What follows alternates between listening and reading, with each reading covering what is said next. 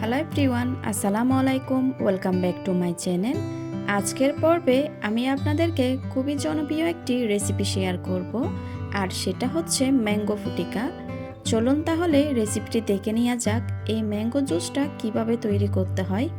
এটা তৈরিতে আমাদের লাগবে পাকা আম আর কাঁচা আম দুটোই লাগবে, আর এই রেসিপি অনুযায়ী যতটা পাকা আম লাগবে ঠিক তার অর্ধেক পরিমাণ কাঁচা আম লাগবে।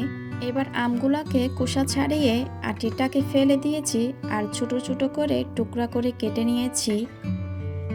এবার মেজারমেন্ট কাপ দিয়ে মেপে আমি পাকা আম নিয়েছি 1.5 কাপ পরিমাণ আর কাঁচা আম নিয়েছি 1/2 কাপ পরিমাণ। পানি দিয়ে দিচ্ছি 1.5 কাপ পরিমাণ। এবার চুলায় বসিয়ে দিব মিডিয়াম আছে। এটাকে আমি ঢাকনা দিয়ে সিদ্ধ করে নিব।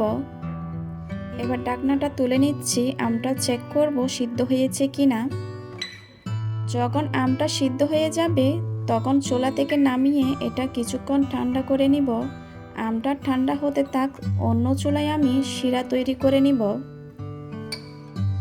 শিরা তৈরি করার জন্য পানি দিয়ে দিচ্ছি 3 কাপ পরিমাণ, আর এর মধ্যে আমি দিয়ে দিচ্ছি 1/2 কাপ পরিমাণ চিনি। তবে যেরকম মিষ্টি খান সেটা বুঝে চিনির পরিমাণটা বাড়িয়ে বা কমিয়ে নিতে পারেন। এবার চিনিটাকে গলে পানিতে ফুটে আসা পর্যন্ত অপেক্ষা করব। এটাকে কিন্তু কোনো ঘন শিরা করব না। পানিটা যখন একটা বলক চলে আসবে চুলার আঁচ বন্ধ করে দিব আর এই শিরাটা ঠান্ডা করে নিব। এবার একটা ব্লেন্ডারের জগে আমি সিদ্ধ করা আমগুলাকে নিয়ে ব্লেন্ড করে নিব। আমের সাথে যে পানিটা ছিল সেটা দিয়ে আমি ব্লেন্ড করে নিচ্ছি। এবার ব্লেন্ড করা হয়ে গেছে, ঢাকনাটা খুলে নিব। এবার আপনাদেরকে একটু কাছ থেকে দেখাচ্ছি আমি স্মুথ করে নিয়েছি। এবার ব্লেন্ড করা আমের মিশ্রণটা আমি যে আগে থেকে শিরা তৈরি করেছি ওইখানে ঢেলে দিলাম। এবার এই শিরার সাথে আমের মিশ্রণটাকে ভালোভাবে আমি মিশিয়ে নিচ্ছি। আপনারা চাইলে এটা চামচ দিয়ে ভালোভাবে মিশিয়ে নিতে পারেন। মিশিয়ে নেওয়া হয়ে গেছে।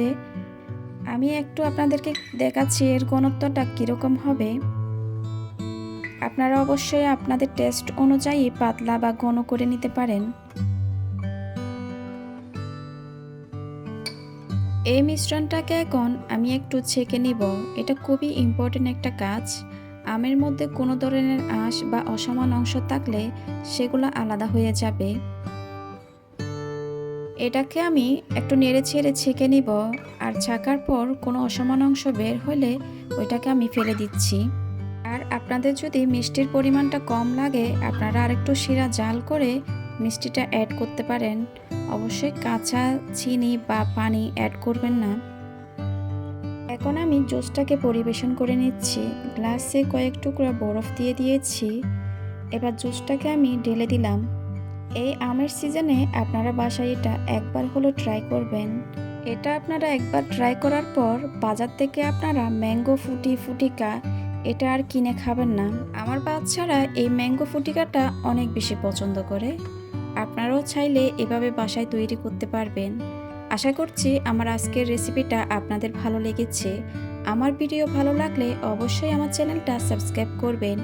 ভিডিও রিলেটেড কোনো কোয়েশ্চেন থাকলে সেটা আমাকে কমেন্ট সেকশনে গিয়ে কমেন্ট করবেন। আপনাদের সুন্দর সুন্দর কমেন্ট আমাকে অনেক বেশি উৎসাহিত করে। সবাই খুব ভালো থাকবেন। আল্লাহ হাফিজ।